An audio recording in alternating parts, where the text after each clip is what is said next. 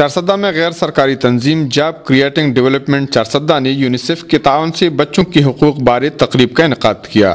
تقریب کے دوران بچوں کے ملی ترانوں اور بچوں کے حقوق کے حوالے سے پیش کی گئے خاکوں نے چار چاند لگا دیے۔ تقریب کے مہمان خصوصی مصائب خان اور پیلی خان نے اپنے خطاب میں کہا کہ بچے ہمارے ملک کا اہم اثاثہ ہیں جن کی نگہداشت وقت کی ضرورت ہے۔ انہوں نے کہا کہ بچوں کے ساتھ جنس اور رنگ و نسل کی بنیاد پر امتیازی سلوک معذور معاشرے کو جنم دیتا ہے۔ ان کا کہنا تھا کہ بچوں کی پرورش کسی فرد واحد کی محض ذمہ داری نہیں بلکہ پورے معاشرے کا فرض بنتا ہے۔ تقریب سے پروجیکٹ ڈائریکٹر علی اکبر نے چارسدہ کے سیلاب زدہ علاقوں میں یونیسیف کے تعاون سے قائم کی گئے 25 چائلڈ پروٹیکشن سینٹرز کی کارکردگی پر روشنی ڈالتے ہوئے کہا کہ سیلاب نے جہاں مکانوں اور عمارتوں کو ناقابل تلافی نقصان پہنچایا ہے، وہاں سیلاب نے بچوں کے ذہنوں کو بھی بری طرح متاثر کیا ہے۔ انہوں نے کہا کہ ہمارے پروجیکٹ کا مقصد متاثرہ بچوں کو زندگی کے دائرے میں واپس لانا ہے۔